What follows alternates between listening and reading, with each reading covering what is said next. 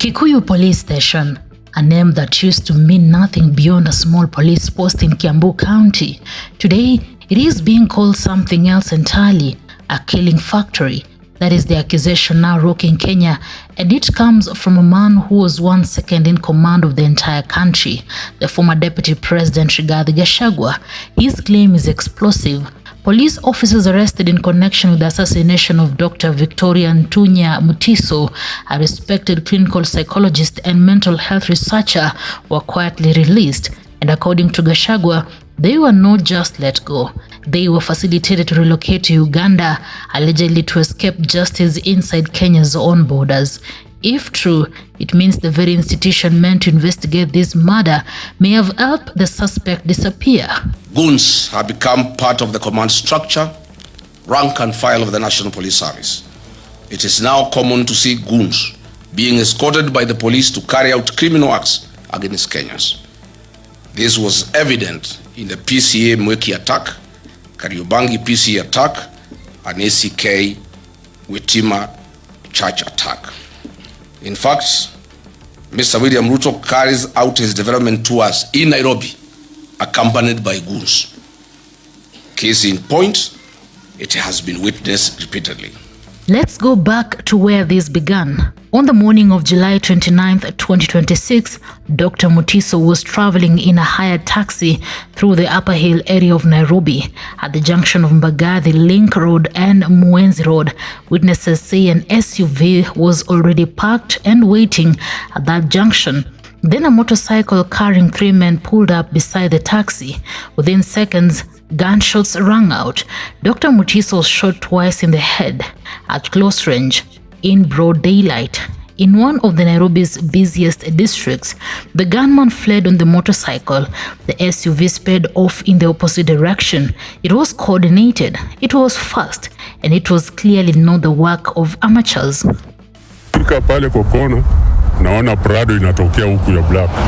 Hiyo Prado ikakuja ikasimama pale. Simama pale, ikasimama kama imeangalia huku. Kidogo baada ya dakika hivi, naona kuna Uber naina ikafuata. Hiyo Uber tena ikakuja ikasimama nyuma hiyo Prado. Sasa sijui hapo communication, mimi nikaona tu hao labda ni watu wanajuana.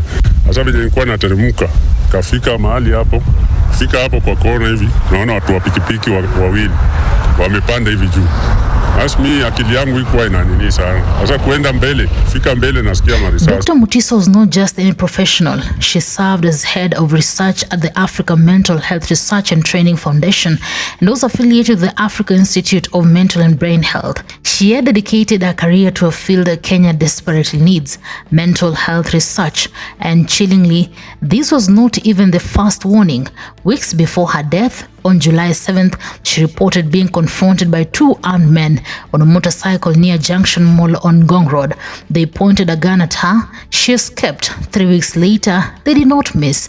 Now, here is where the story turns from tragic killing into a full-blown political storm. The DCI says its detectives made a breakthrough. They identified Police Constable Elijah Kibelion Kimoi, attached to Karinde Police Post under Kikuyu Police Station, as the alleged shooter.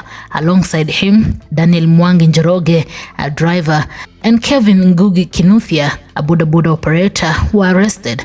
All 3 were arraigned at the Milimani Law Courts, and the magistrate ordered them detained for 30 days. Saying their own safety could not be guaranteed if they were released back into the public. But that is just 3 suspects. DCI investigators say the real architects of this plot go much higher.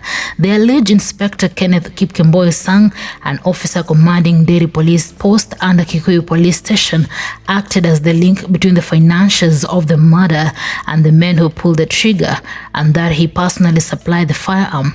Ballistics testing reportedly matched that weapon to the crime scene. Also named is Constable Bet Kiplangat Collins. Both men are still at large. Detectives say a manhunt is underway, with security teams sweeping police posts under Kikuyu Station's command and even seizing items from the residential quarters previously linked to the suspects. And then there is the alleged motive. Investigators say this execution-style killing traces back to a land dispute and not a small small one. Gachagua has publicly claimed the land in question was valued at 1.5 billion Kenyan shillings and that Dr. Mutiso was killed because she stood in the way of that money. The elimination of Dr. Victoria Mutiso was driven by a long-standing land dispute in a civil suit. This is where Gachagua's most damaging allegation comes in. He claims that two of the officers he named, including one identified as Collins Kiplagat, were actually caught. One, he says, was arrested in Thogoto. The other was intercepted on his way to Mombasa. But according to Gachagua, phone calls came through from Interior Cabinet Secretary Kipchumba Murkomen himself, and both men were released. Gachagua alleges the officers were then facilitated to cross the border into Uganda, effectively vanishing from Kenyan jurisdiction, while the investigation into a murdered woman continued without them. It has been told that the two police officers who were mentioned in the death of Dr. Victoria Mutiso, they were arrested and released on orders of Kipchumba Murkomen. They were never taken to any police station.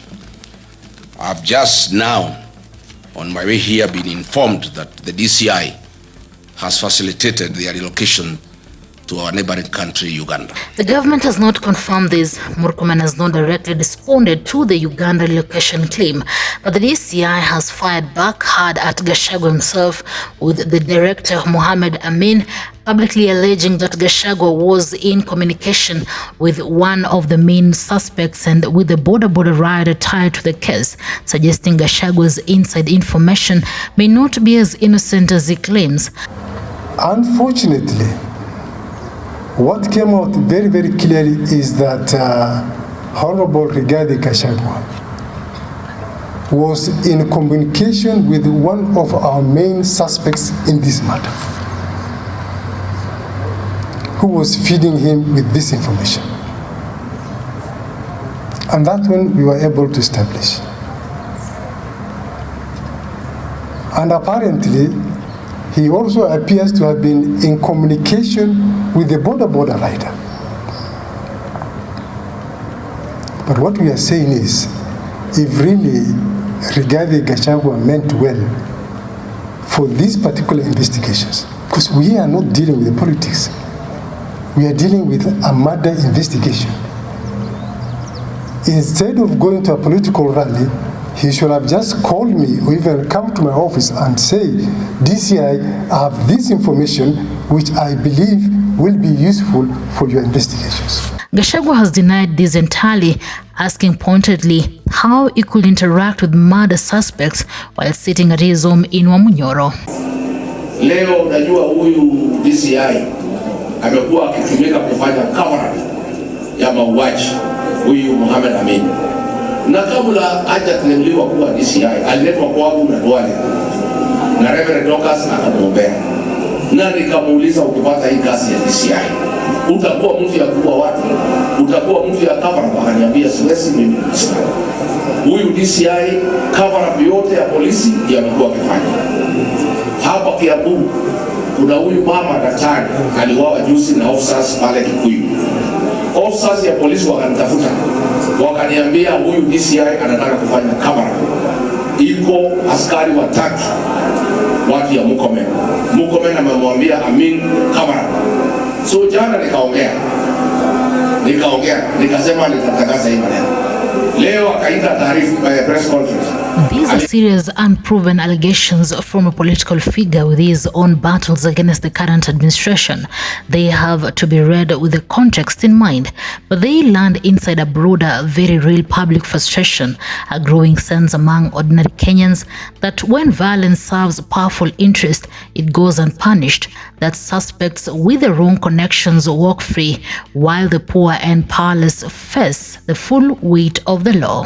For now, 3 men sit in custody for 30 days while investigators build their case. 2 more wanted police officers remain missing, their whereabouts unconfirmed, and a woman who spent her career trying to heal Kenya's mental health crisis was silenced in broad daylight over allegedly a piece of land. The real question is not just who pulled the trigger, it is who picked up the phone afterward and why. Until the answers comes, this case remains a mirror held up to a system many Kenyans no longer trust. Newsroom, Maisha TV. Reader, Kering Chibet.